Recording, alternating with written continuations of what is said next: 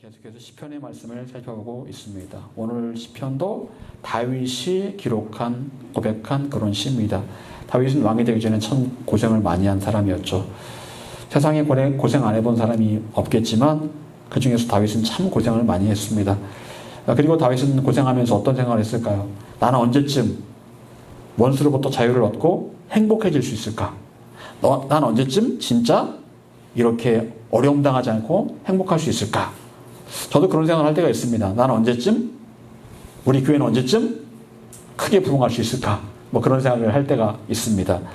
때로 몸과 마음이 힘들 때 언제쯤 그날이 올까라고 고대하며 기도할 때가 참 많이 있습니다. 다윗은 수많은 원수들로부터 공격을 당하고 있을 때도 오직 하나님만 보려고 노력을 했습니다. 왜 그렇습니까? 의지할 대상이 하나님밖에 없기 때문에. 하나님께서 왜 다윗을 어려움 가운데 두셨을까요? 하나님만 바라보게 하기 위해서 그렇게 하신 거예요. 잘 나가면은요, 이것저것 볼 게 많습니다. 의지할 게 많아요. 하지만 어려우면은요, 하나님만 바라봅니다. 하늘밖에 바라볼 데가 없다면 하나님밖에 바라볼 수가 없는 겁니다. 그런데 내가 이것도 있고 저것도 있으면 내가 그걸 의지하는 겁니다. 그래서 하나님께서 우리를 정말 사랑하신다면 하나님만 의지하고 바라볼 수 없는 상황 가운데로 우리를 몰아가실 때가 참 많이 있습니다. 그건 우리에게 고난이 아니고 사실 축복의 과정일 뿐입니다.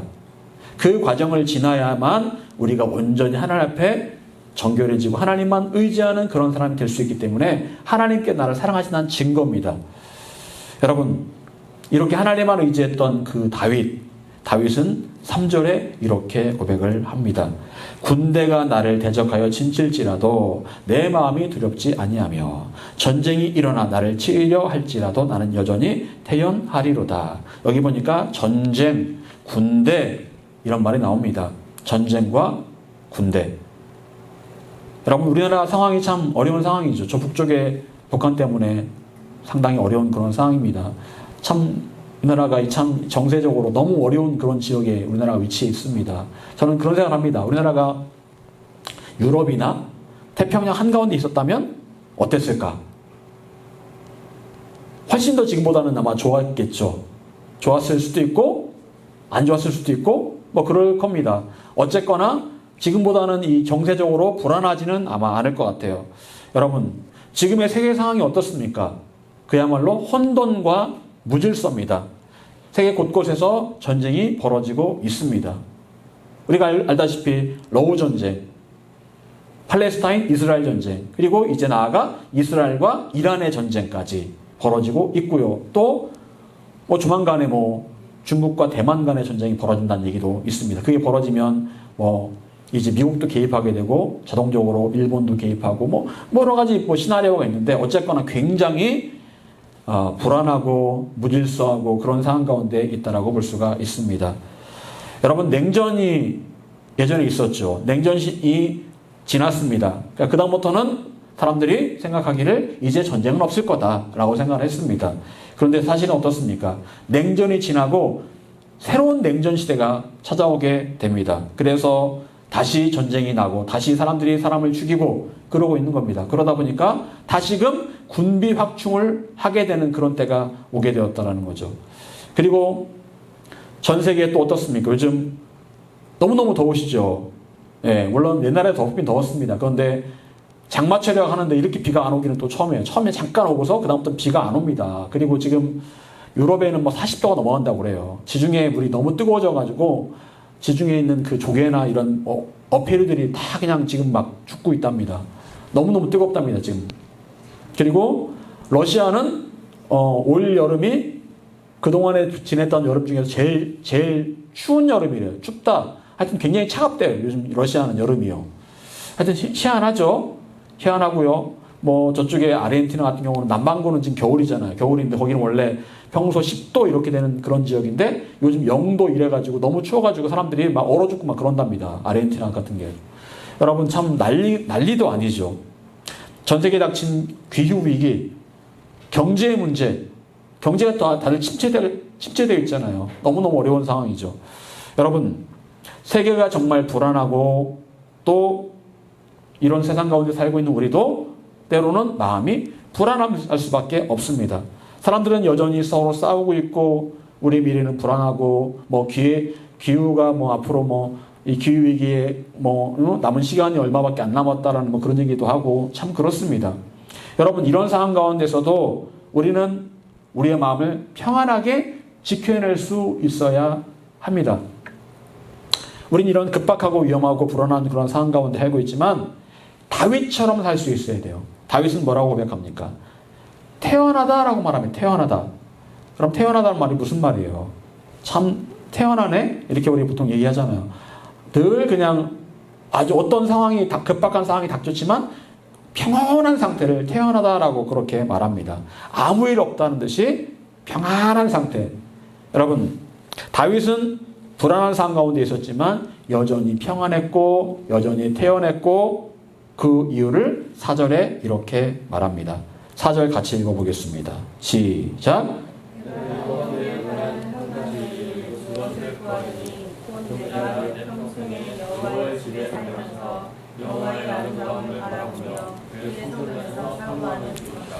아멘. 다윗은 군대가 진치고 적들이 자기를 공격하려고 하고 전쟁이 나고 그런 상황에서도 여전히 나는 평안하다라고 고백을 하는데 그 이유를 4절에서 말하고 있는 겁니다. 평안할 수 있었던 그 힘이 무엇이냐? 다윗은 한 가지 일에 집중한다라고 말합니다. 한 가지 일.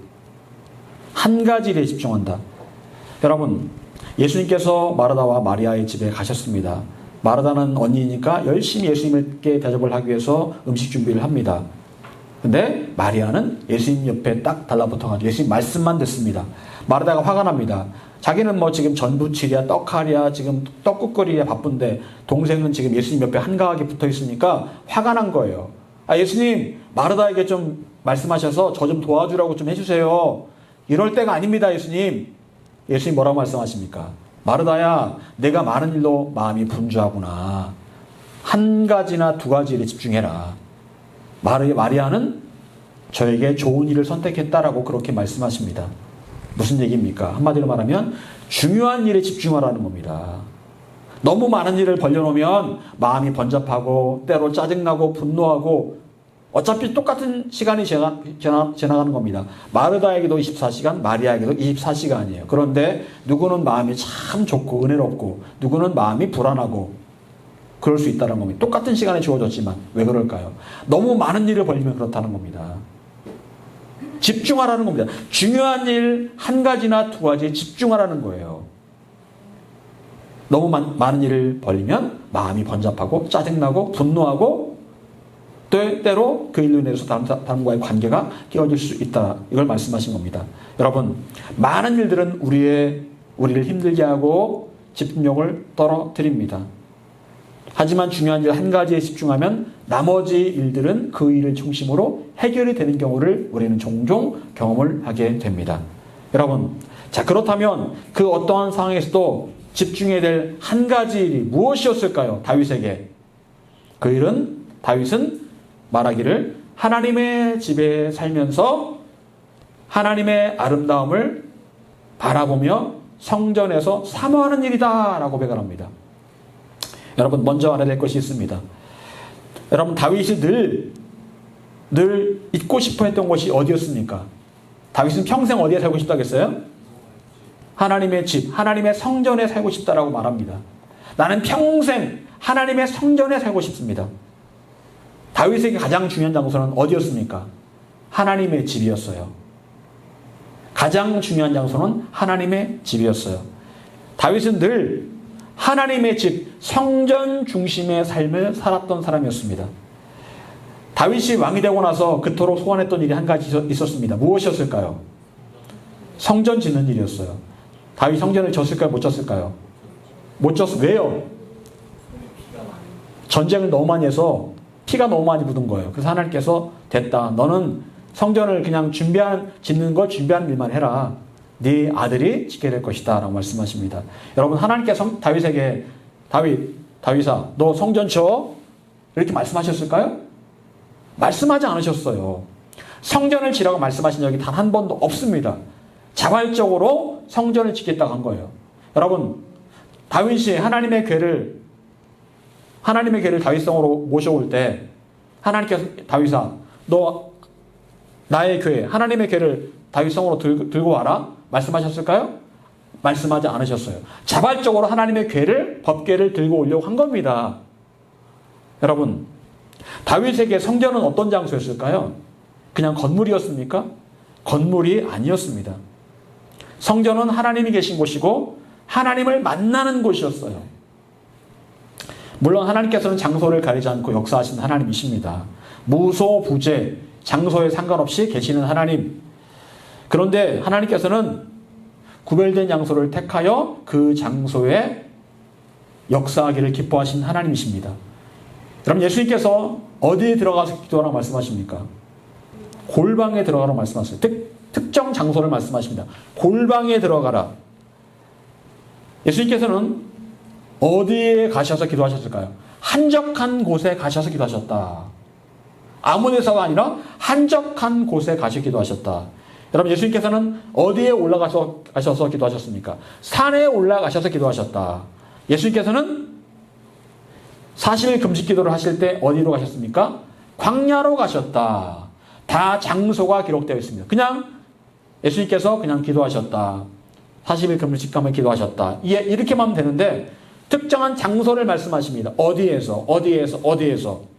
여러분 장소가 주는 의미가 있습니다. 장소가 주는 그 힘이 있어요. 각 장소에서 하나님께서 우리를 만나주기 원하시는 그런 장소가 특별하게 있습니다.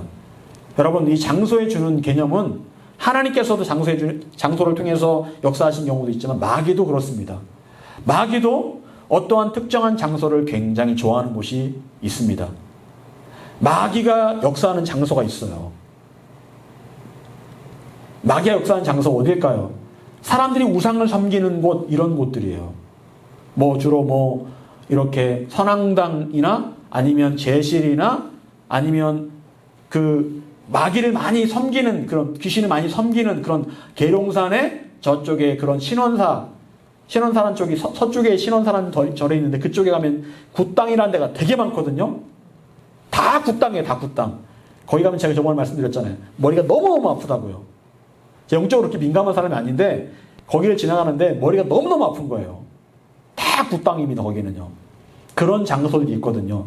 그런 장소는요. 마귀가 좋아합니다. 원래부터 사람들이 마귀를 섬겼던 곳은 마귀가 좋아합니다. 여러분 영적인 장소의 개념에 분명히 의미가 있다는 겁니다. 어떤 장소가 물론 마음도 중요하죠. 하지만 때로는 그 장소가 마음을 지배하는 경우가 종종 있습니다. 여러분 우린 집에서 기도해도 됩니다. 차에서 기도해도 됩니다. 하지만 우리가 굳이 기도원에 가는 이유가 뭘까요? 그 멀리까지 작년에도 갔다 왔지만 그 멀리까지 가는 이유가 뭡니까? 가려면 기름값 들죠. 통행료 들죠. 밥값 들죠. 거기 숙소비 내야 되죠. 엄청나요. 근데도 그 멀리까지 가는 이유가 뭡니까? 장소가 주는 의미가 있고 그 장소에 하나님께 특별히 예비하신 은혜가 있기 때문에 그런 거예요. 여러분 우리가 힘을 들이고 시간을 들여서 특별하고 은혜가 있고 의미가 있는 곳을 찾아가는 이유가 다 있는 겁니다. 그냥 집에 있는 것도 좋지만 집에서 기도하는 것도 좋지만 하나님께서 말씀하시는 특별한 은혜 주신 장소를 찾아가는 것도 너무나 중요하다는 겁니다. 그리고 다윗에게 가장 중요한 장소는 어디였다고요? 하나님의 집, 성전이었다라는 겁니다. 다윗은 성전 중심의 사람이었어요. 다른 말로 다윗은 하나님 중심의 사람이었다. 여러분 이슬람 신자들은 어디를 가든지 뭘 지을까요? 모이면 이슬람 성전을 짓는답니다. 한때 그 대구에서 한때 문제가 됐잖아요. 이슬람 그 대구 그 주택가에 이슬람 성전을 짓겠다고 하니까 막 난리가 났잖아요. 그들은 이슬람 성전을 지어놓고 거기에서 성전 중심의 삶을 살아간다고 합니다. 물론 그들의 이런 모습은 종교적인 모습이죠. 진짜 그들이 섬기는 그 알라를 사랑해서 그런 게 아니고 종교적인 모습 때문에 그런 거예요. 하루에 3번씩 기도하려니까 그렇게 하는 거예요. 여러분, 하지만 분명한 것은 성전 중심으로 살고자 하는 그 마음에는 분명한 의미가 있다는 거예요. 우리나라도 예전에는 성도들이 성전 중심의 삶을 살았습니다. 그래서 이사를 가더라도 교회 근처로 이사를 갔습니다. 그래서 교회 근처를 떠나지 않고 새벽 기도든 아니면 저녁이든 무슨 일만 있으면 교회 와서 기도하기를 쉬지 않았습니다. 늘 교회에 기도 소리가 끊이지 않았어요. 제가 목회자가 되고 나서 좋은 점은 딱 그거 하나입니다. 교회 위에 집이 있다는 거. 그래서 언제든지 내려올 수 있다는 거. 그게 저는 너무 좋은 것 같아요. 여러분, 그런데 요즘은요, 성도들이요, 예전처럼 성전 중심의 삶을 살기 어려워하는 것 같아요. 그냥 성전에서 좀 멀더라도 내가 원하는 곳으로 가고자 하는 그런 마음이 있습니다. 그리고 일주일에 한 번 정도 오면 되지라고 생각하는 것 같아요. 여러분, 예전에는 문제가 있거나 마음이 괴롭거나 설령 아무 일이 없어도 마치 참새가 방앗간을 그냥 지나치지 않는 것처럼 성전에 수시로 와서 기도하고 또 하나님 만나고 그러고 갔습니다. 10분이든 5분이든 그러고 갔습니다. 저도 그랬어요. 저도 저희 집과 교회가 좀 떨어져 있었지만 학교 갔다 올 때마다 항상 교회 들려가지고 10분이든 20분이든 기도하고 집에 갔거든요. 그럼 너무너무 그날 하루가 마무리가 너무너무 잘 되는 그런 기분이었습니다. 여러분, 그런데 요즘은 이 성전의 먼지가 자꾸만 쌓이는 것 같아요. 여러분, 교회에서 멀어지면 멀어질수록 하나님을 향한 마음도 멀어질 수 있는 겁니다. 교회에서 멀어질수록 기도하기가 점점 더 어려워질 수 있습니다. 교회는요, 우리가 이 문지방에 닳도록 들락거려야 되는 곳이에요. 교회에서 하나님 만나고 기도하는 것이 내 삶의 일부가 되어야 됩니다. 다윗에게 성전, 하나님의 집은 그런 곳이었습니다. 삶의 중심지가 바로 교회였어요. 하나님의 집이었습니다. 여러분, 다윗은 한 가지 그 일이 가장 중요하다고 했습니다. 세상이 아무리 험하고 두려운 일이 많아도 여전히 평안하고 태어날 수 있었던 그 힘, 바로 하나님의 집, 성전에 와서 하나님을 만나는 일에 진심이었다라는 거예요. 하나님의 집, 그 집이 다윗에게는 진심이었다. 여러분, 그렇다면 다윗이 성전에 와서 하고 싶어 했던 한 가지 이 일이 무슨 일이었을까요? 여기 보게 되면 다윗은 하나님의 아름다움을 보기를 원한다, 사모한다 라고 말합니다. 하나님의 아름다움을 보기 원한다. 여러분, 여기서 바라본다 라는 말은 아가서 6장 13절에 나오는 단어와 동일한 단어입니다. 아가서, 사랑의 언어죠. 아가서는요. 거기 보게 되면 연인이 사랑하는 사람을 바라보는 것을 바로 여기서 말하는 이 바라본다는 말과 똑같은 말입니다. 연인이 사랑하는 사람을 바라보는 그 눈빛으로 바라보는 것. 다윗은 평생 성전에서 사랑하는 하나님의 아름다움을 사모하며 그렇게 연인처럼 바라보고 싶다라고 고백을 하고 있습니다. 하나님의 아름다움. 우리는 보통 하나님의 위대하심, 하나님의 신실하심, 이런 것들을 우리가 많이 찬양합니다. 여러분, 근데 여러분 생각하기에 하나님이 정말 아름다우십니까? 하나님이 아름다우십니까? 이 물음에 보통 아름답다라고 말하면 꽃을 볼 때 아름답다, 경치를 볼 때 아름답다, 사랑하는 사람을 바라볼 때 아름답다라고 표현을 하는데, 아름답다라는 말은 보기에 좋고 감동이 된다, 마음에 감동이 된다라는 거예요. 내 마음이 움직였다라는 겁니다. 그런데 하나님을 아름답다라고 표현을 하고 있다는 거죠. 여러분, 그리고 다윗은 그 하나님의 아름다움을 평생 성전에서 바라보고 싶다라고 고백을 합니다. 마치 사랑하는 연인을 바라보는 눈빛으로 아름다운 풍경이나 마음에 감동을 주는 그런 어떤 모습을 보듯이 하나님을 그렇게 바라보고 싶다라고 다윗은 고백합니다. 다윗에게 하나님은 그냥 위대한 하나님, 전능한 하나님이 아니었어요.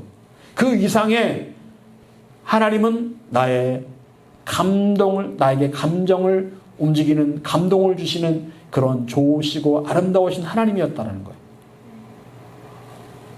여러분, 우리의 믿음은요, 우리의 감정이 함께 움직이는 겁니다. 물론 믿음은 하나님만 바라보고 나아가는 거죠. 그런데 거기에 감정이 움직이지 않으면 이거는 그냥 딱딱하고 죽은 믿음이에요. 물론 우리가 여러분 부부가 살아갑니다. 잘 살아갑니다. 그런데 부부가 물론 이제 처음에는 사랑해서 결혼하지만 나중에는 믿음으로 이제 부부가 서로를 바라보는 거죠. 서로 믿는 거죠.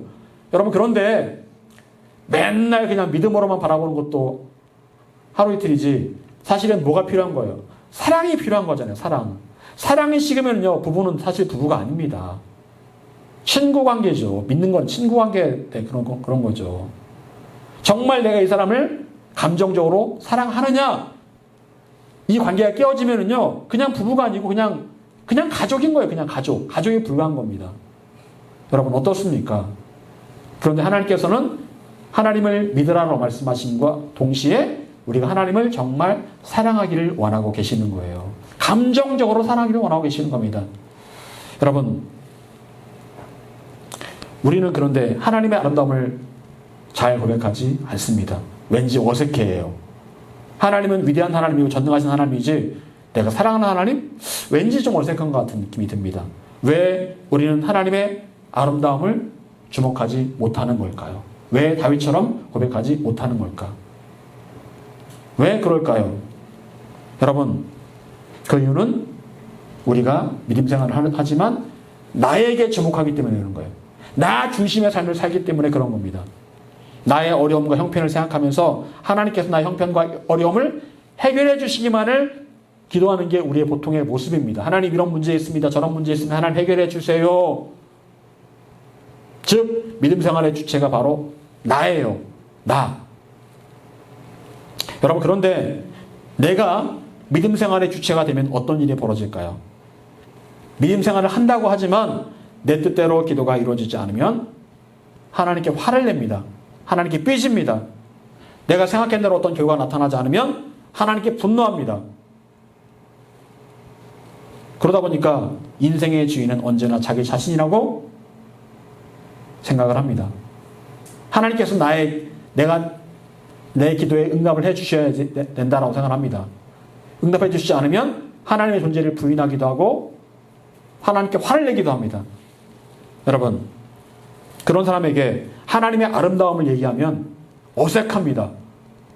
어색해. 하나님은 내 기도를 들으시는 하나님인데 하나님의 아름다움? 어색해요. 한 번도 하나님의 아름다움을 주목해 본 적이 없고 생각해 본 적도 없기 때문에 그런 거예요. 늘 그저 자기 자신에게만 주목했을 뿐입니다. 그런 사람은 하나님 앞에서 내가 얼마나 불쌍한 사람인지, 하나님께 왜 나의 기도 응답하시지 않는지 그것만 늘 생각합니다. 여러분, 자신만 생각하는 것은 어린아이예요. 어린아이들은 자기 자신만 생각합니다. 어린아이들은 배가 고플 때 먹을 것을 내 입에 넣지 부모님 입에 먼저 넣어주지 않아요. 부모님이 배고픈지 이거는 생각 안 해요. 배고프면 일단 내 입에 들어가는 거예요. 이거는요. 나중에 배가 부르면 그제서야 부모님이 그 음식을 먹어도 상관이 없는 거예요. 여러분, 어린아이들은 부모의 마음에 크게 신경 쓰지 않습니다. 여러분, 다윗이 아무리 어렵고 불안하고 염려가 되는 상황에서도 늘 평안하고 태어날 수 있었던 이유는 무엇이었을까요? 다윗은 자기 중심으로 믿음 생활하지 않았기 때문에 그래요. 다윗은 늘 하나님께 초점을 맞추고 있었습니다. 하나님, 내 문제가 이렇습니다. 내가 이렇게 힘듭니다. 이게 아니고요. 하나님께 초점을 맞추고 있었다는 거예요. 하나님 중심의 믿음 생활을 다윗은 하고 있었기 때문에 절대로 불안하거나 염려하거나 그리고 늘 태어날 수 있었다는 겁니다. 여러분, 다윗에게 삶의 중심은 내가 아니었어요. 하나님이었습니다. 그리고 하나님께 초점을 맞춘 삶을 살았기 때문에 주변에서 어떤 일이 터져도 요동하지도 않고 잠깐은 염려할지언정 크게 낙담하거나 넘어지지도 않았습니다. 오히려 그 일을 계기로 더 성장할 수 있었습니다. 여러분, 그런데 안타깝게도 지금 많은 크리스찬들은 자기 중심의 믿음 생활을 하고 있습니다. 제가 볼 때는 90% 이상은 그런 것 같아요. 90% 이상은 자기 중심의 믿음 생활을 하고 있는 것 같아요. 그리고 이렇게 믿음 생활하는 사람들의 공통점이 있습니다. 그건 바로 하나님에 대해서는 별 관심이 없다. 나에 대해서 관심 많은데 하나님에 대해서는 관심이 별로 없다는 겁니다. 하나님은 단지 내 기도를 들으시는 하나님, 내 소원을 들으시는 하나님, 그 정도라는 거죠. 내가 이런 행동을 하면 하나님 마음이 아프실까 안 아프실까 그런 생각은 관심이 없어요. 내가 이렇게 말하면 하나님 마음이 아프실까 아프지 않으실까, 이런 말하면 하나님 마음이 아프실까 아프지 않으실까 관심이 없습니다. 혹시라도 내가 하나님께로부터 멀어지지는 않았을까. 여러분, 다윗은 밧세바와 간음죄를 짓고 나서 시편 51편을 지었는데 그때 다윗은 그 시 가운데 이런 고백을 합니다. 나를 주 앞에서 쫓아내지 마시며 주의 성령을 내게서 거두지 마소서. 나를 주님 앞에서 쫓아내지 마소서. 주의 성령을 내게서 거두지 마소서. 여러분, 그 당시 다윗은 여전히 왕이었습니다. 죄를 짓든 안 짓든 여전히 왕이었어요. 다윗은 여전히 왕이었습니다. 그런데 다윗이 제일 두려웠던 것이 무엇이었을까요? 하나님으로부터 멀어지는 게 제일 두려웠어요. 하나님으로부터 멀어지는 것, 하나님께 성령을 거두시는 것, 하나님께 나를 쫓아내시는 것, 제일 두려웠습니다. 보통의 사람이라면 죄를 짓고 나서 나 벌 받으면 어떡해? 나한테 무슨 일이 생기면 어떡해? 그게 걱정일 텐데 다윗은 그게 걱정이 아니고요. 하나님께 나를 떠나시면 어떡하나? 이게 제일 걱정이었습니다. 다윗에게 하나님이 안 계시면 다윗에게는 아무 의미가 없었기 때문에 그런 거예요. 하나님이 그에게 전부였기 때문에 그런 겁니다. 왕의 전부가 아니었어요. 다윗에게는 하나님이 전부였습니다. 여러분, 그런 다윗을 하나님께서 어찌 사랑하지 않으시겠습니까? 늘 부모 손을 붙들고 뭐 달라고 할지 그것만 고민하는 자녀와 어떻게 하면 부모님을 기쁘시게 할지를 생각하는 자녀와 어떻게 똑같겠습니까? 이거 주세요, 저거 주세요. 어떻게 하면 부모 유산을 좀 더 많이 받아갈까? 그런 자녀와 어떻게 하면 내가 부모님을 기쁘게 해드릴까? 그렇게 하는 자녀와 어떻게 똑같은 자녀라고 말할 수가 있겠습니까? 다윗은 하나님을 기쁘시게 하는데 최선을 다했던 그런 자녀였어요. 여러분, 하나님께서 어떤 사람을 기뻐하실까요? 율법 잘 지키고 계명 잘 지키고 헌금 잘하고 교회 잘 나오고, 물론 그런 사람도 중요하죠. 그런 사람도 중요합니다. 부모님 말씀 잘 듣고 중요합니다. 하지만 제일 중요한 것은 그 마음이 하나님을 가장 사랑하고 하나님 중심의 삶을 살고자 하는 사람이에요. 어떻게 하면 하나님 기쁘시게 할까? 어떻게 하면 내가 하나님 마음을 시원하게 드릴까? 그런 생각을 하는 사람은 하나님께서 기뻐하실 수밖에 없는 겁니다. 여러분, 다윗은 하나님의 아름다움을 평생 하나님의 집에서 바라보기 원했던 그런 사람이었습니다. 그것은 하나님을 향한 사랑이 다윗의 마음에 묻어있기 때문에 그런 거예요. 누가 그렇게 하라고 해서 그렇게 한 게 아닙니다.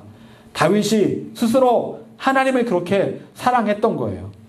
사랑은 억지로 그렇게 되는 게 아닙니다. 사랑은 보았지만 또 보고 싶고 또 함께하고 싶은 게 바로 진짜 사랑이에요. 어쩔 수 없이 그냥 와서 예배드리는 거, 그런 거 말고요. 정말 하나님을 너무너무 사랑해서 하나님의 집을 사모하고 그 집에서 하나님 만나기를 원하는 그런 사람을 하나님께서 기뻐하십니다. 사랑하는 여러분, 믿음 생활은요, 율법을 지키는 것, 계명을 지키는 게 다가 아닙니다. 10계명을 잘 지키는 게 믿음 생활의 전부가 아니에요. 바리새인들은 그랬죠. 나는 이런 계명을 지키고 저런 계명을 지키고 헌금을 이만큼을 하고 구제를 이만큼을 하고 기도를 이만큼을 했습니다. 그게 중요한 게 아닙니다. 그게 중요한 게 아니에요. 정말 그 중심이 하나님을 향하는 사람을 하나님은 기뻐하십니다. 믿음 생활은 하나님을 더욱 사랑하기 위해 노력하는 거예요. 여러분, 가장 큰 계명이 뭡니까? 하나님을 사랑하는 거잖아요. 예수님 말씀하셨잖아요. 가장 큰 계명은 하나님을 사랑하는 것이다. 그런데 많은 사람들이 하나님을 사랑하는 것에 중점을 두지 못하고 있는 것 같아요. 여러분, 어제보다 오늘보다 내일 하나님을 더 사랑하는 것, 하나님과 더 친해지는 것, 그것이 믿음 생활이 성장하는 모습입니다. 우리가 하나님을 더 많이 사랑하면 하나님께서 우리에게 주신 은혜가 있습니다. 5절 같이 읽어보겠습니다. 자, 시작. 여호와께서 하는 날을 나를 그의 주먹 속에 미리 죽이시고 그의 장막 밑에 나를 숨기시며 높은 바위 위에 두시리라. 아멘. 하나님을 사랑하는 사람은 어떻게 하신다고요? 이렇게 보호하시겠다는 겁니다. 바위 위에 두시고 은밀한 곳에 두시고 초막 가운데 두시고 보호해 주시겠다. 여러분 여기 보니까 근데 이렇게 다윗은 고백합니다. 초막과 바위, 궁전이나 화려한 어떤 요새나 이런 게 아니고요. 초막이 뭐예요? 초가집이에요. 초가집에 있고 바위 가운데 있고 바위 그냥 일상 보는 그런 바위 가운데에 하나님께 두시고 보호해 주신다고 말씀하십니다. 비록 환경은 그렇게 남들 보기에 좋아 보이지 않는다 할지라도 하나님의 보호하심이 늘 어느 곳에 있든지 보호하심이 있다라고 말씀을 고백을 하고 있는 거예요. 남들 보기에 막 화려한 궁전이 아니라 할지라도 내가 비록 초막 가운데 있다 할지라도 하나님께서 그 초막 가운데서 나를 보호하시고 나를 지켜주시고 나를 인도해 주신다고 그렇게 말씀하시는 거예요. 여러분 우리에게 다윗과 같은 환난이 온다면 얼마나 힘이 들까요? 매일 나를 죽이는 사람들이 득세한다면 정말 버티기 힘들 것입니다. 하지만 그런 가운데서도 하나님의 성전을 사모하며 그 성전에서 하나님께 더 가까이 나아가기를 힘쓴다면 그 사람은 하나님께서 그 어려운 환경 가운데서도 반드시 지켜주십니다. 반드시 함께 하시고 반드시 하나님께 지켜주십니다. 하나님께서는 하나님을 사랑하는 사람들을 반드시 지켜주십니다. 사랑하는 여러분, 우린 더 이상 나 중심의 믿음 생활을 하지 않아야 합니다. 이제 그런 믿음 생활에서 벗어나야 됩니다.